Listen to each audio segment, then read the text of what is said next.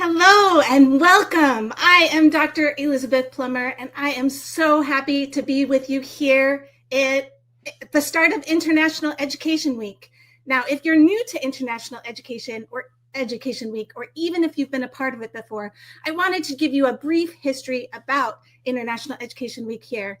It's a celebration of global learning and cultural exchange, and it's designed to expand horizons and foster connections across borders. This year, it's being held from November 18th to the 22nd, and it will feature a diverse array of events, including lectures, workshops, and interactive sessions, and where educators and students alike can explore the future of education and innovation.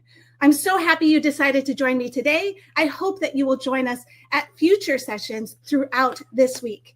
To get us started on our session today, I'm going to talk about critical thinking in the age of generative AI. And before we get into our topic, I want to share 3 things about me. Now, I come from the US, and my family and we are very food motivated. We love to share pictures of food. Throughout my picture news feed, my photos, everywhere, we have pictures of food. From milkshakes that we've had to Ethiopian food, to Mexican food, to Russian food the other week. We love to share pictures of food and our food adventures. Another thing about me is that I really love roller coasters. These are 2 of my favorite roller coasters. The taller and steeper the dive on the coaster, the more I love the roller coaster. And third is that I love to give high fives. And in the US, we use high fives as a way to celebrate and get excitement around things that we're doing. So here's our first high five to start off our session today. Today, I'm going to have, as a goal, is for you to leave with one idea that you can use in your classroom. At the end of the session, I want you to share that idea with me. So be on the lookout for when I ask for that. Now that you understand 3 things, you know 3 things about me, and you understand the goal for today's session, let's now celebrate being together while I go through 3 topics related to teaching critical thinking in the age of generative AI. Let's get started. When you think about this word, jumper, how would you define it? How would you define the word jumper? You can post your ideas in the chat, or you can just think about, what is jumper? Perhaps you are like me and you think of someone who jumps on a trampoline or off an object. Or perhaps you're like some of my family members who think of what I would consider a sweater, but they call it a jumper. Let's do another one. How would you define the word post? Post. What is a post? When I think of a post, I think of a fence post. Maybe you think of the kind of post that you get in the mail. These differences in language are what I think make it interesting. Let's celebrate those differences in language by giving us a high five. Fantastic. Our language is different depending on where we are and the experiences that we've had. And this is why I think it's really important that we talk about these things when we're using generative AI.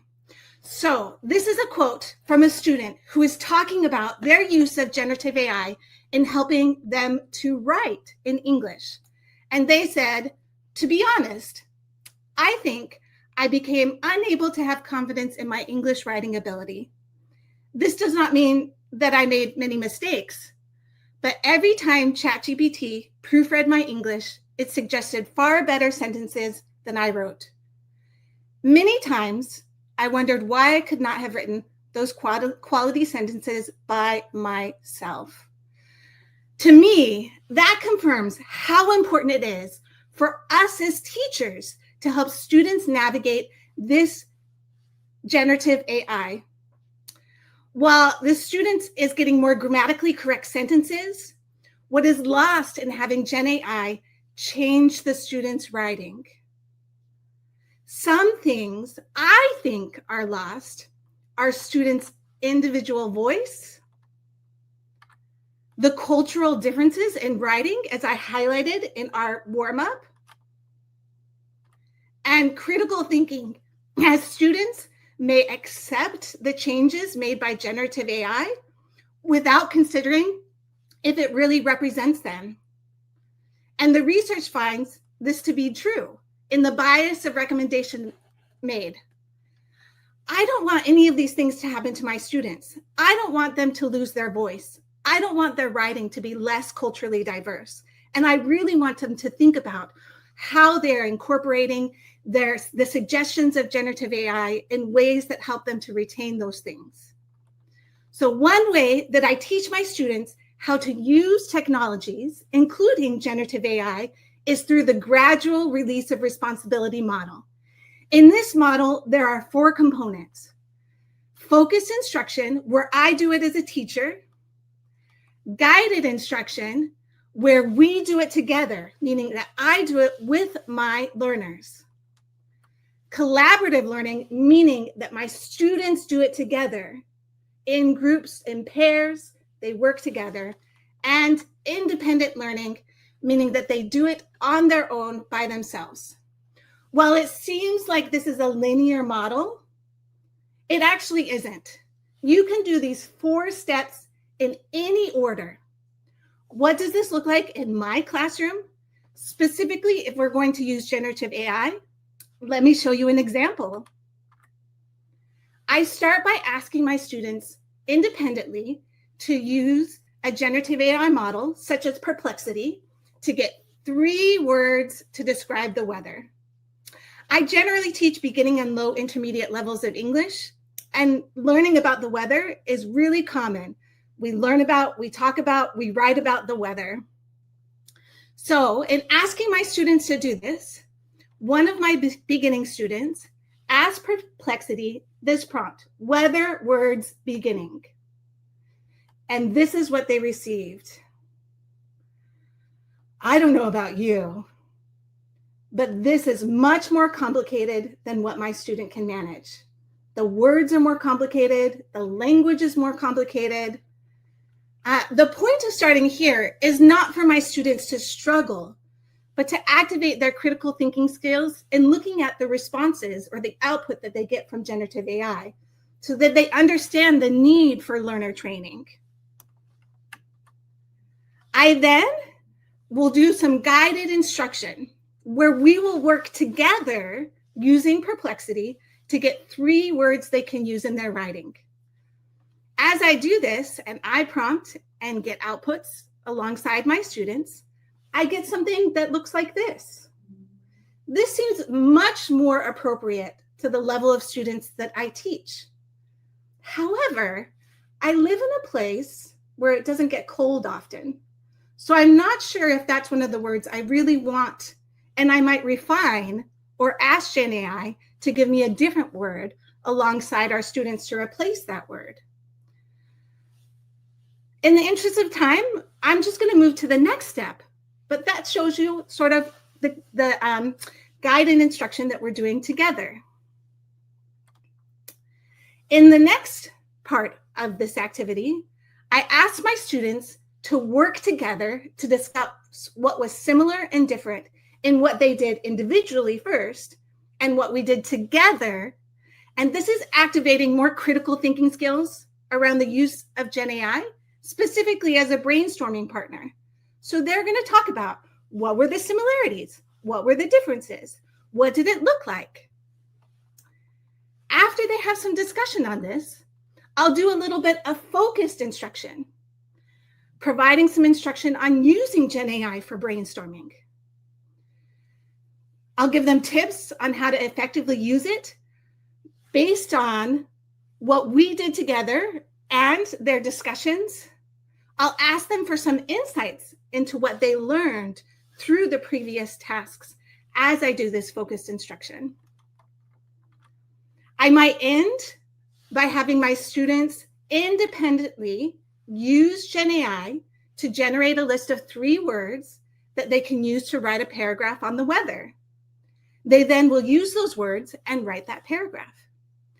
Throughout this, I have provided my students learner training in using GenAI to be an effective learning partner, where they hopefully are thinking more critically about its use.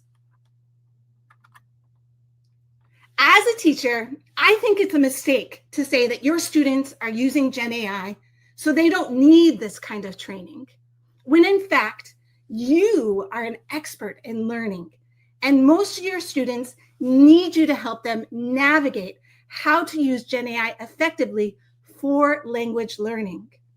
The research agrees, where students place learner training as one of the most important things they want from teachers for helping them to use GenAI. Let's get some high fives for teaching our students how to use GenAI effectively through learner training. Let's move on to our next topic. I have a question for you. Are you a salad or an ice cream? Are you an orange juice or a coffee? Are you a sandwich or a bowl of soup? Just choose one pair, and you can use this sentence down here at the bottom to answer, or just think about it. Which one are you and why? Are you a salad or an ice cream? Why? Are you an orange juice or coffee? Why? Are you a sandwich or a bowl of soup? Why? Now for me, I am an ice cream because I love sweet things. And so I feel like I would be full of sweetness like ice cream.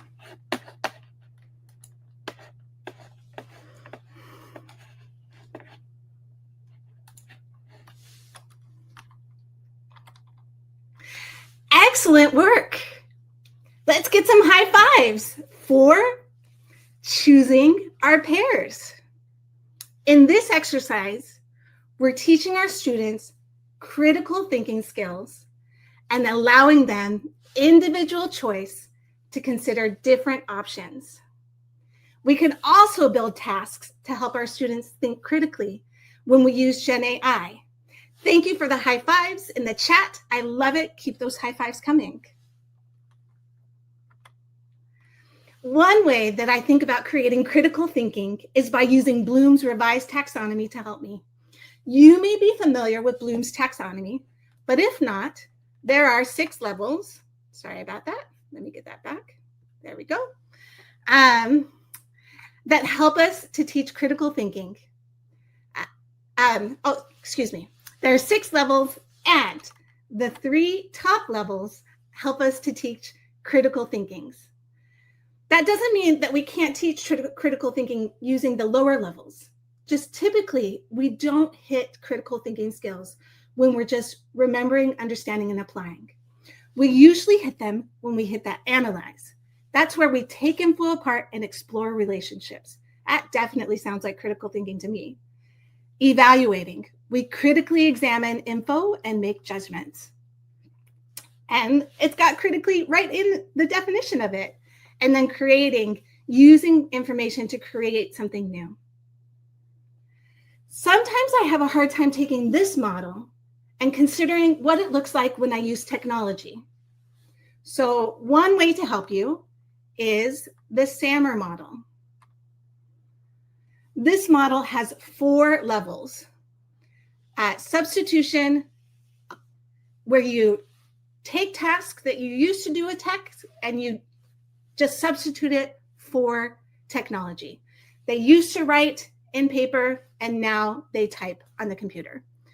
Augmentation, your tasks are improved due to tech use. A lot of us use quizzing apps where students are quizzed using Kahoot or Quizlet. That's a form of augmentation. Modification, tasks are reimagined due to the technology. And redefinition, new tasks are impossible without technology. Now, the SAMR model can said to be aligned to Bloom's taxonomy kind of in this way, looking at the colors across here. When I think about incorporating critical thinking and GenAI in my classroom, I think about these upper levels in both models. So if you look, the analyze, create, evaluate, and create are somewhat aligned to the modification and redefinition. So we want to reimagine our tasks due to technology, and we want to redefine our tasks with the technology. This doesn't mean that, again, we aren't using critical thinking at the other skills. It just means we are more likely to be using critical thinking at these higher skills and are able to utilize the technology in new and innovative ways. So what does this look like? I may modify my classroom so that students will have a debate with GenAI. In doing so, they have to think critically about the topic they're debating on. They have to do their own research in order to successfully argue the debate. And they have to do research on both sides, whichever side they're debating and the opposite side that GenAI is going to debate. And they have to use their language skills. Students in my class get really competitive with having a debate with GenAI. They're more engaged as they're talking about, the technology. They're excited about working with the GenAI, and they're ready to learn about the topic in ways that they weren't necessarily before.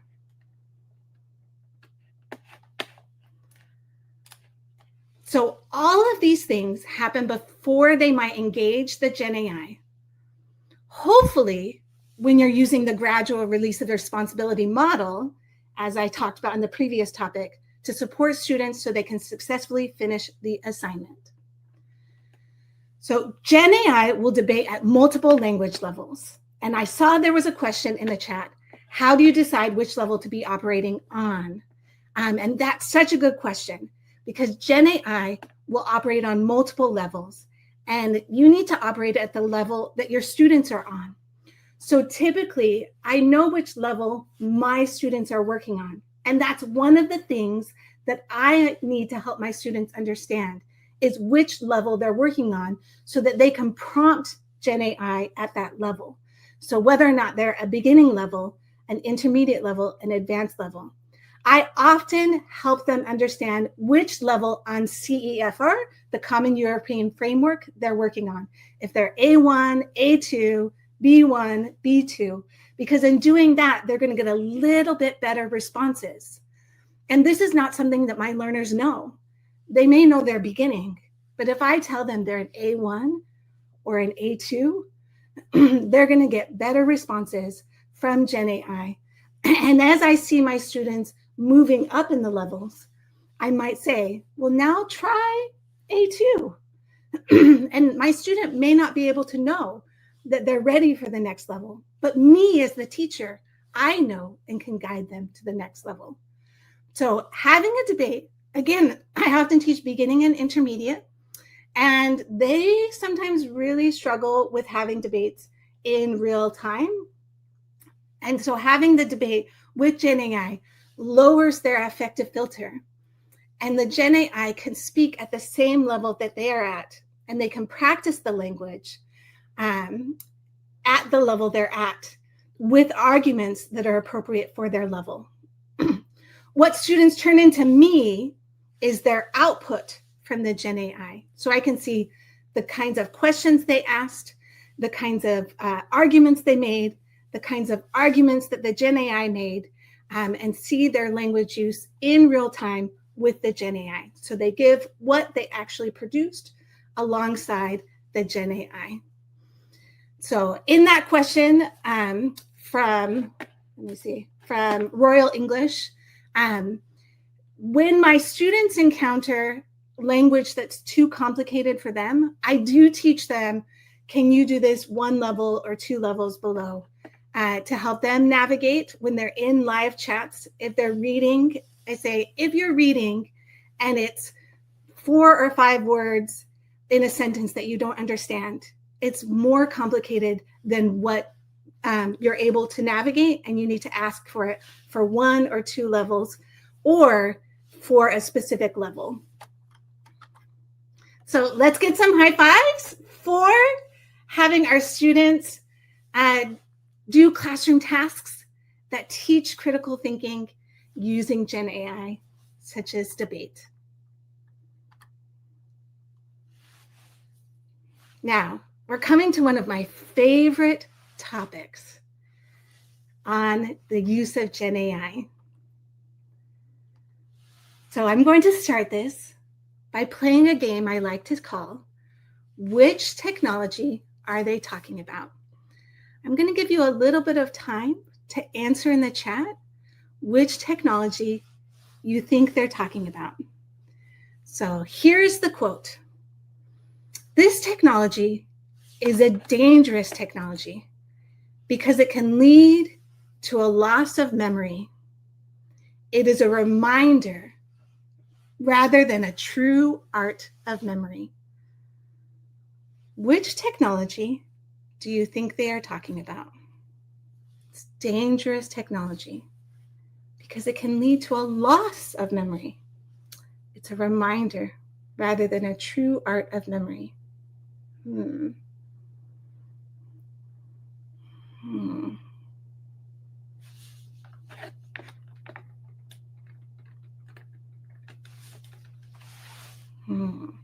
Are you ready for the answer?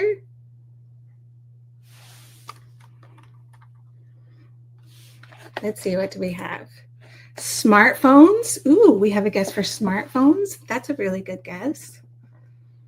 GenAI. Ooh, that's a good guess from our audience. It's not quite. I think you will be surprised when you know which technology they're talking about. This quote is from 370 to 360 BC. That's a really long time ago. And this is Socrates, and he is talking about writing. Long time ago, talking about writing. He says writing is a dangerous technology because it can lead to a loss of memory. It is a reminder rather than a true art of memory. Do you think that about writing? It's a reminder rather than a true art of memory? I know that when I need to remember things, I write them down. So I think this. Let's do the next one. Students' abilities will be ruined by this technology. They won't be able to learn from their errors, and teachers won't be able to help them. They won't learn basic skills. Which technology do you think they are talking about? Students' abilities being ruined. So much so that teachers won't be able to help them. We have, this time it's definitely GenAI. That's a good guess.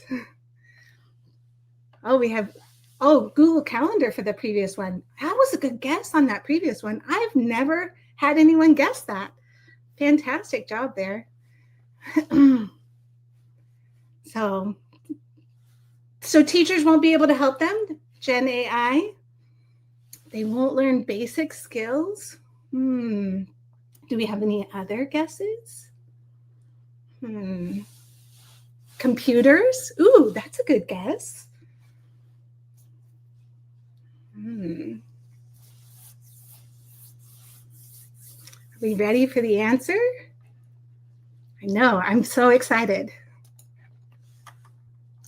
We are talking about calculators. This is something that's come up over the past 50 years when it comes to calculators. We've been saying this about calculators for almost 50 years. This particular quote comes from 2015, nearly 40 years after the calculator was introduced. Someone said this. We have someone saying the next one is GenAI. Let's see, we have one more to go. The technology is a powerful tool, but it can also be a crutch. If students rely too heavily on the technology, they may never learn. Technology is a powerful tool, but it can also be a crutch. We have someone who said this one has to be GenAI, even before we saw the quote. Are there any other guesses as to what it might be?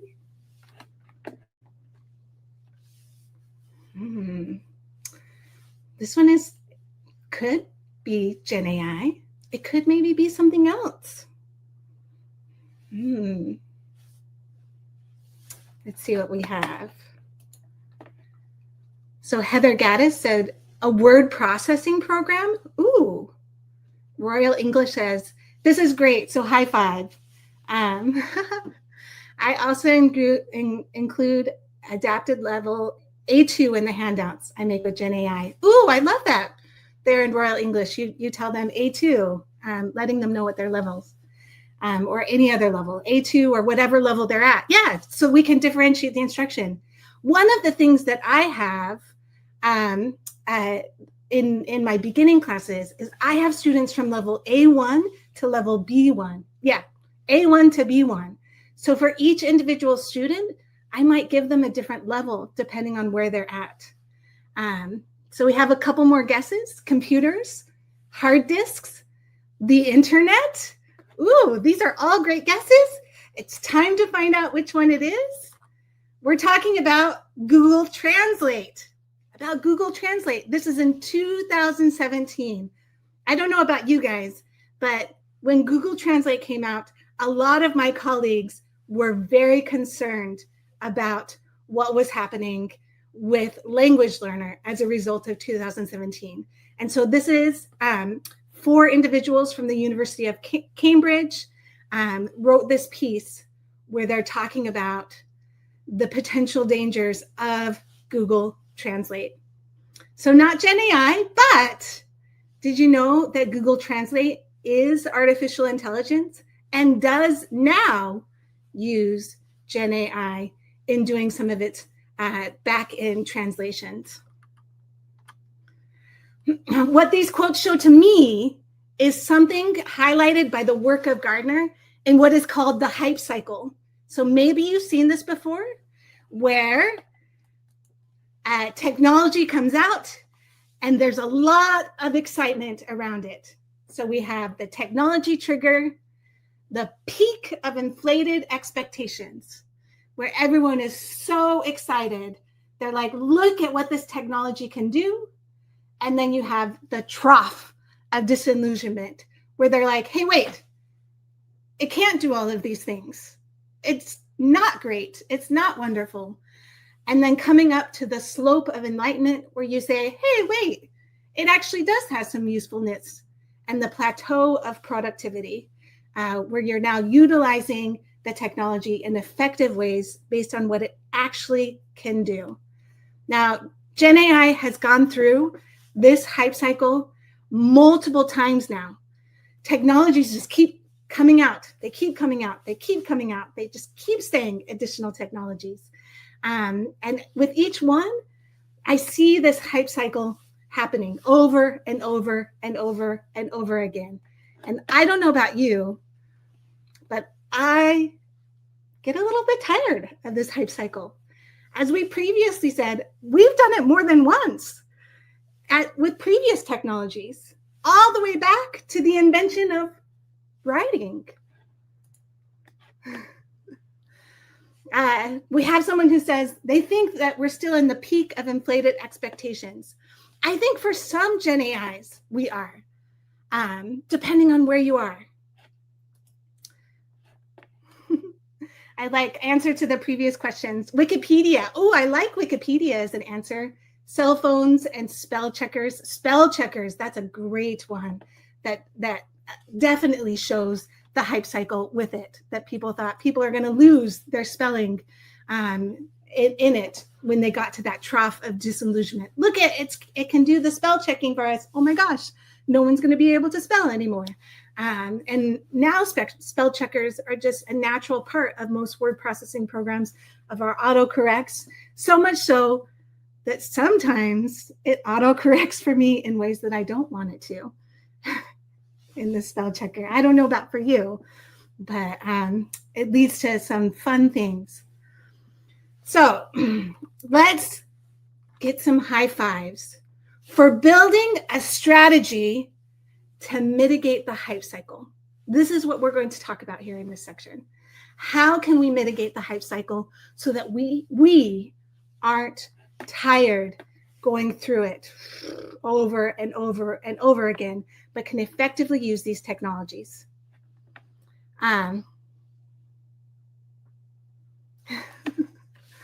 Nice. I'm loving the comments. Keep them coming. Okay, so this is what I do and what I do with my students to help mitigate the hype cycle. But before I get to that, I want to clarify something about artificial intelligence, because I see a lot of confusion surrounding this. That is, there are different kinds of AI. Now, this is a really simplified distinction that I'm going to present here. So for my artificial intelligence specialists, my computer scientists out there, don't come after me for the oversimplification. This is just a way to help us remember that there are different kinds of AIs. So the first kind is typically algorithmic AI. And algorithmic AI is human generated, and it only provides recommendations based on its programming. Things such as Siri, the notifications you get from apps such as Duolingo when it says, hey, it's time to practice. Text prediction on your phone, what it thinks will be the next thing you're going to say.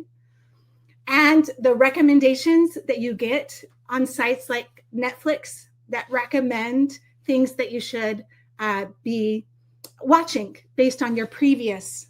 So this is algorithmic AI.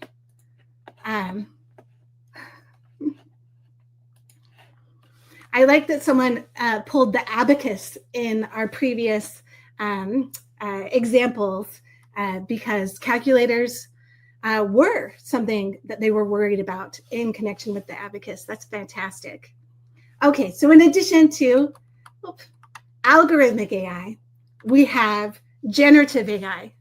And a big distinction between algorithmic AI and generative AI is that generative AI is not human generated. Unlike with the algorithms that are programmed by humans, this one is not. It's being chosen by the computer itself. Things such as ChatGPT or Gemini, or for us language teachers, TWE, and teachers in general, Magic School, these are generative AIs. They're not human generated. I give this distinction because it's just difficult to function in today's society without touching algorithmic AI. It's so prevalent in so many of the things that we use that it's hard to avoid algorithmic AI. But I think you can and sometimes should avoid or reduce your use of generative AI. So let me show you how. I use an AI decision tree. to help me decide if I should or shouldn't use GenAI for a task. Because just because I can use GenAI doesn't mean that I should use GenAI. I also have my students create an AI decision tree to help them think more critically about their AI use. And today's example is going to be one that I do with my students, but you can create your own because everyone's AI decision tree is going to be different. So start with the question, should I use generative AI? And then this, if you're familiar with decision trees, is followed by a series of yes and no questions. It's important that the questions on your decision tree are yes and no questions. Let's look at an example. Should I use generative AI? Again, this is for a student. The first question they may ask is, do I have enough support without GenAI? Do I have enough support without GenAI? And yes, if they have enough support without GenAI, maybe they shouldn't use GenAI. But no, in this case, we're going to ask another question. Is the energy used worth it? Now we're thinking more critically about our GenAI use. How much energy is it going to take in order to get the output that we want? We know that it's approximately, for a 100-word generation, it takes about 1 bottle of water. And then that's not counting the electricity costs. So in doing this, I'm able to talk to my students more critically about GenAI in general, how it's used, what kinds of impacts it's going to have on our environment. So in this case, if the answer is no, then they think maybe I shouldn't use it. Is the energy used worth it? No, maybe I shouldn't use it. But yes, then I might ask another question. Is there enough privacy protection? Is there enough privacy protection for me as a user?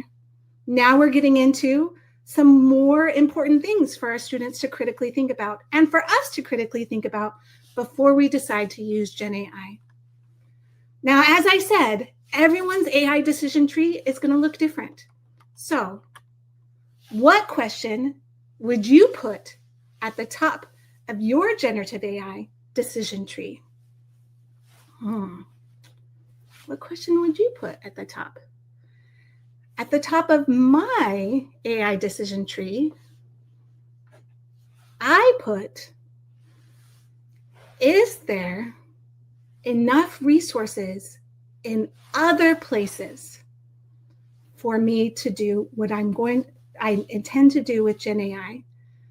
So if I have other places that I'm getting teaching materials and they have the resources I need, I'm going to use those rather than GenAI. So what question would you put at the top of your GenAI decision tree? Again, it's different from everyone. There's no right or wrong answer here. The point is not to not use AI, but to think critically before you use GenAI. Is it really the right tool based on these considerations? Let's get some high fives for our AI decision trees and high fives for thinking critically before we use GenAI. Let's see. Ooh, here's a great question. Can I write whatever I want to ask GenAI myself? Ooh, I love that question. If I'm going to have GenAI write it, maybe I actually could write it myself. So I should do it myself. Is it safe to share this info with the commercial companies? I really love that one. Is it safe to share it with the commercial companies? And Heather says, is it appropriate for the task? I love your thinking pedagogically there, Heather. Is it appropriate for the task? Fantastic work there. I hope that you will build your AI decision trees. I often change the questions I have on my decision trees, and we revisit with my students where we think, are these still the questions that we want to have on here? Or have we learned new things that maybe are more important than what we have on our decision tree? Okay.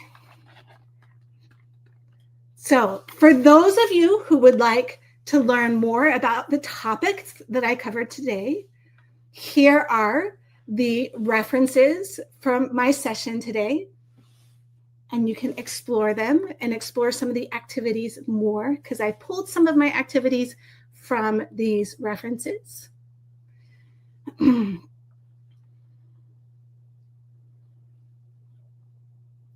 Great. I can't paste them in the chat. I'm sorry. I don't have access to the chat, but thank you so much for asking. So I can only put it on screen. But this session is being recorded and archived, so you can come back to it and get that shot. Before we get to questions, so you do have, it is time for questions. So if you do have questions, post those in the chat. And while I wait for those questions to come in, I want to answer the most common question that I get, which is, what do I use to create my presentations? And so I use a program that's called Prezi to create my presentations. And to get it on screen with me, I use a program called Prezi Video. This is all in the same suite. It's all in the same application. I just use Prezi Present to actually create and Prezi Video to put it on screen. You can just use Prezi Video.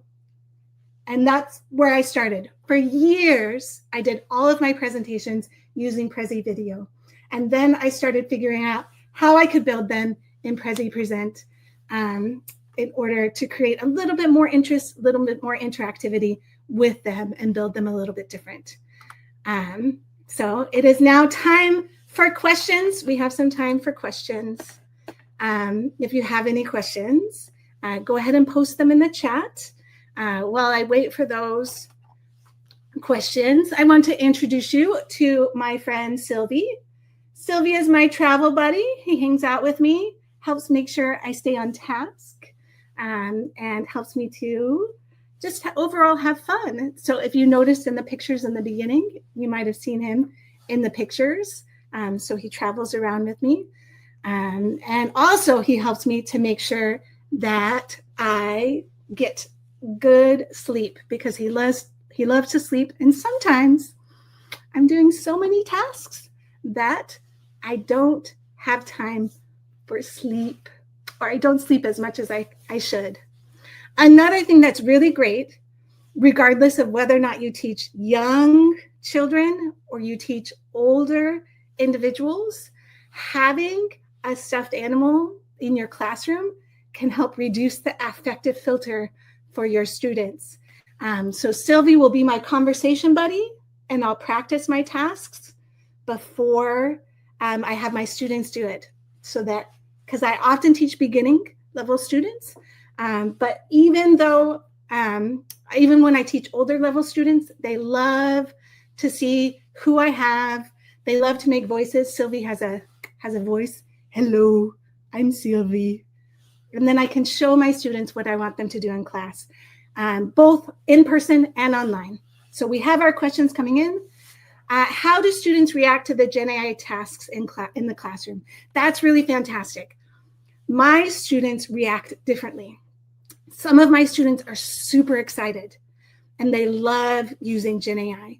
And some of my students are not so excited and they really want to avoid using GenAI. And that means that anytime I'm asking my students to use GenAI, I make sure that they know that if they don't want to use it, I will give them an alternate task for them, because I don't want to force my students to use this technology that they may be afraid of doing. I do this with all technologies, right? Not just GenAI, but any technology I'm using in my classroom. If my students are really concerned about their privacy, they don't want to use the technology, I give them alternate tasks that still accomplish the same thing. I have relatively few students who say no, because I use technologies that are approved by our institution and our school. So they're using their school accounts to access them. So I typically use Microsoft Copilot as the GenAI, or I use Perplexity because it doesn't require my students to log in. But Copilot, our institution has a contract and they're able to use their school account. And then, are they excited to learn more and use the tool? It is very motivating for my students, right? They do get really excited. Oh my gosh, my students love debating GenAI. They ask me more questions, how to craft better arguments. They build better arguments. They really negotiate the skills that you need for debate. It's really fantastic. When they come back to regular exercises, do they lose interest in just doing regular grammar tasks, for example? Well, my classroom is really interactive. And so my students love all the different kinds of tasks that we do. So I do a lot of things called dice frames to practice grammar. And I use quizzing apps like Blockit is my favorite right now. I don't know if that's available in Russia, but it's similar to Kahoot and Quizlet. So they love all the different kinds of tasks that we do. And one of the things that I've noticed is that using this kind of technology helps my students to actually really want to learn the things more, so that when we get to the activities, that they are more prepared. So I find they're actually more engaged within the whole classroom when I use these kinds of technologies, because they really want to be successful in the task. They see a real life use for the things that we're using in class. So Heather Gaddis asked, does it comply with the institution's rules? That is such a great question, Heather. It's important that you do know what your institutional policies are for GenAI use and follow those. So my institution allows the use of GenAI as long as you're using it ethically, responsibly, and in a way prescribed by the teacher. And so because these are things that are prescribed by me, then they are able to be used in the classroom. Now, me as a teacher, I also have an AI use policy within my classroom. So I let my students know how they can and can't use AI, not only in the class, but also on individual assignments. When we're working on individual assignments, I make sure that they know when they can and can't use AI. So I love that you brought that up, Heather. It is very important for us to make sure that we are complying with our institutional policies and rules, as well as developing our own classroom policies and rules, especially if they aren't there at the institution. So Royal English asks, does it allow us to do new things, or maybe at least know things more easily, which ties back to Summer?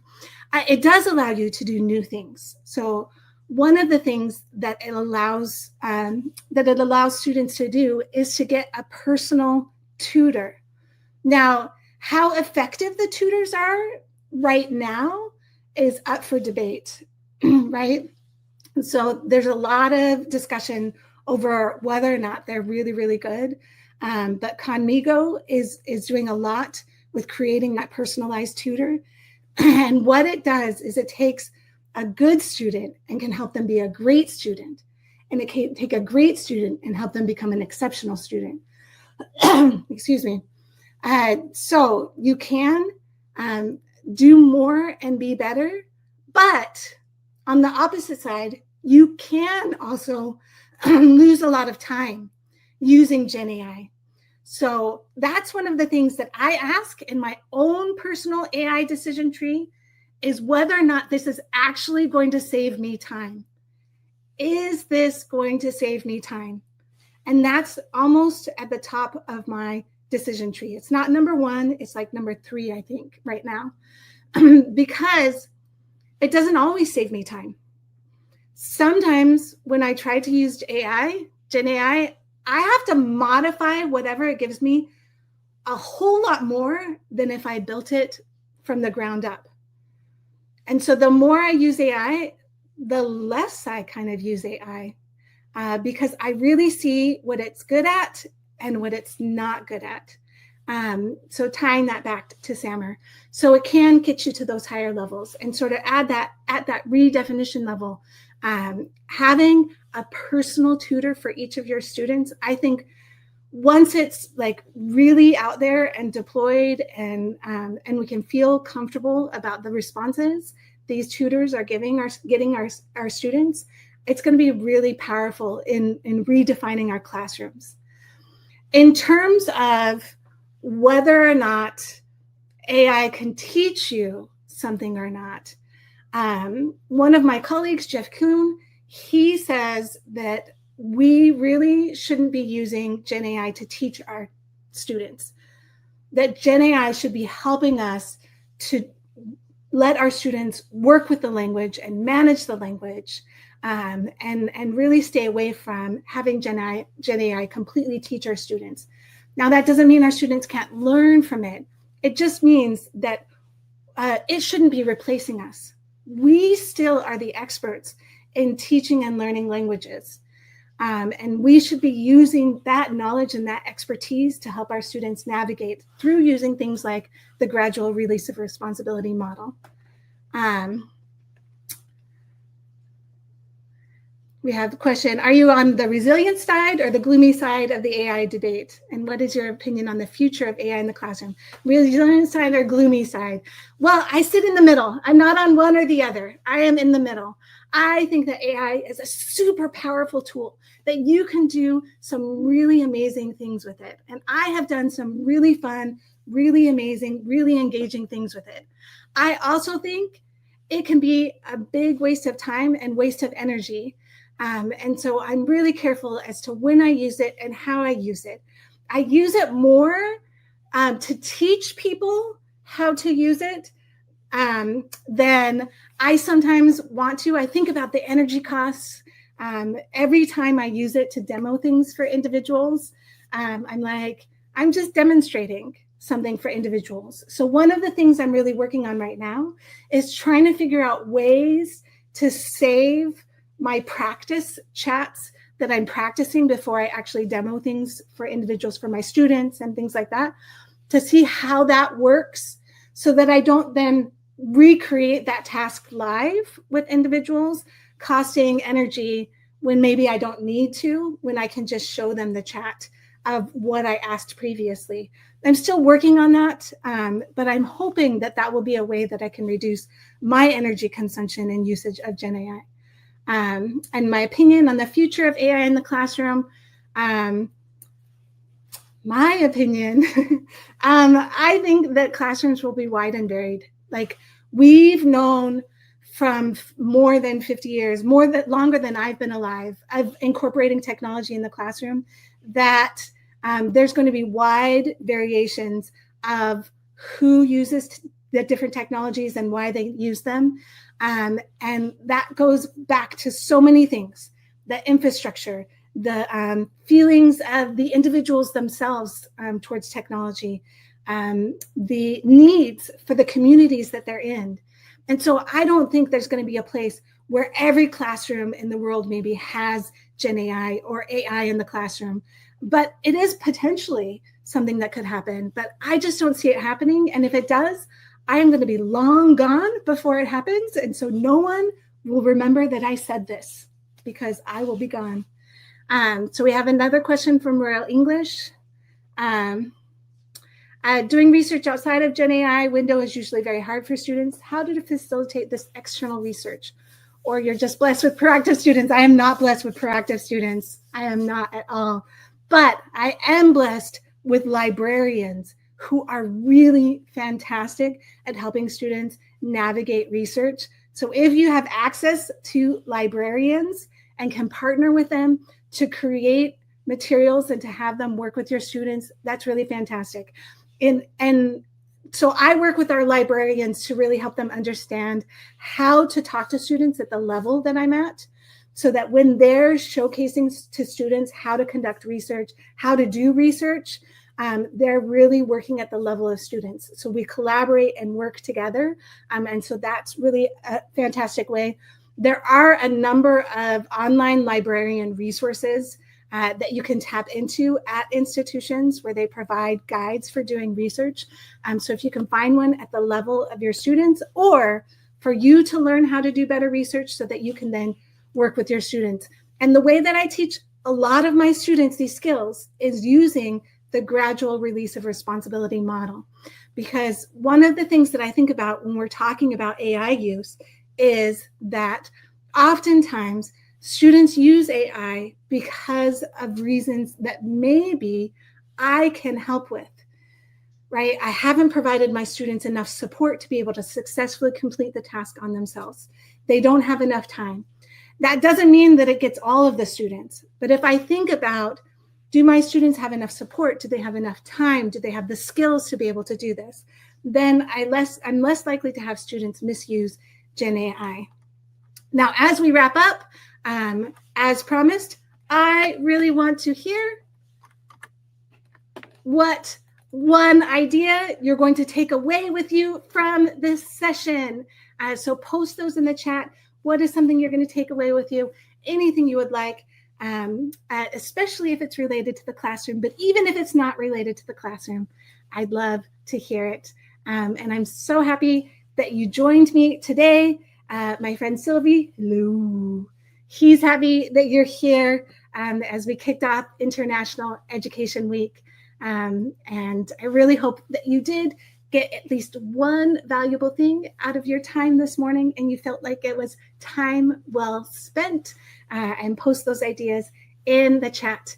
And for me, one of the things that I really took away from this was really adding into the things that I'm saying, the importance of making sure we're following within those institutional guidelines. So I'm really grateful to, I think it was Heather, who mentioned the importance that we are following within those institutional guidelines as we are incorporating these technologies in the classroom. So really fantastic, really fantastic. We need some high fives as we wrap up our session today. There are more sessions all this week, and I hope that you guys will join us in some of those sessions the rest of this week, and have a really fantastic time here as we celebrate our global sharing and global learning and global exchanges here during International Education Week.